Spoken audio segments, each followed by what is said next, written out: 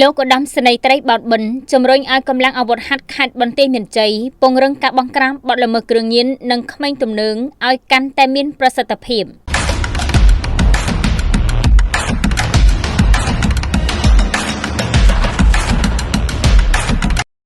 ខេត្តបន្ទាយមានជ័យនៅព្រឹកថ្ងៃពុធទី8 ខែមេសាឆ្នាំ2026នេះកងរាជអាវុធហត្ថខេត្តបន្ទាយមានជ័យបានរៀបចំកិច្ចប្រជុំបូកសរុបលទ្ធផលការងារត្រីមាសទី1និងលើកទិសដៅការងារត្រីមាសទី2ឆ្នាំ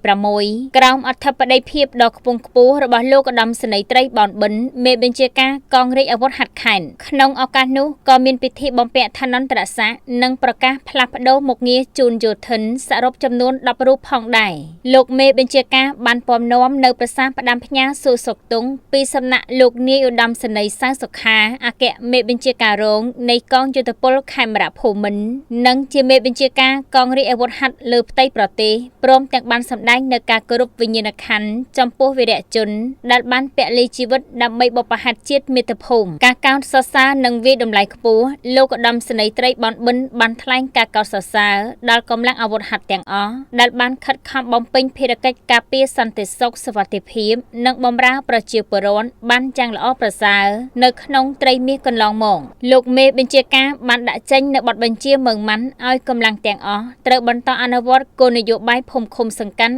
មានសុវត្ថិភាពបង្កើនការបង្ក្រាបបទល្មើសគ្រប់ប្រភេទជាពិសេសបញ្ហាក្មេងទំនើងល្បែងស៊ីសងនិងបទល្មើសគ្រឿងញៀនត្រៀមលក្ខណៈការពារសន្តិសុខជូនប្រជាពលរដ្ឋនៅក្នុងឱកាសបុណ្យចូលឆ្នាំថ្មីខាងមុខនេះការតែងតាំងនិងផ្លាស់ប្តូរមុខងារសំខាន់នៅក្នុងពិធីបំពាក់ស័ក្តិនិងប្រគល់សេចក្តីសម្រេចនាឱកាសនោះមានការផ្លាស់ប្តូរមុខងារសំខាន់គឺលោកអនុស្នេហ៍ឯកតិលតៃលាវត្រូវបានតែងតាំងជាមេបញ្ជាការមូលដ្ឋានកងរាជអាវុធហត្ថក្រុងប៉ោយប៉ែនលោកវរៈសេនីយ៍ត្រីនួននីណារ៉ូអតីតមេបញ្ជាការក្រុងប៉ោយប៉ែនត្រូវបានតែងតាំងជានាយសេនាធិការរងកងរាជអាវុធហត្ថខេត្តបន្ទាយមានជ័យជាកិច្ចបញ្ចំថ្នាក់ដឹកនាំនិងមន្ត្រីអាវុធហត្ថគ្រប់លំដាប់ថ្នាក់ក៏បានប្រគល់វត្ថុអនុស្សាវរីយ៍និងសូត្រមន្តជ័យលាភីជូនពរជ័យសិរីសួស្តីដល់លោកឧត្តមសេនីយ៍ត្រីមេបញ្ជាការក្នុងឱកាសបុណ្យចូលឆ្នាំថ្មីប្រពៃណីជាតិខ្មែរឆ្នាំមមីអត្តស័កពុទ្ធសករាជ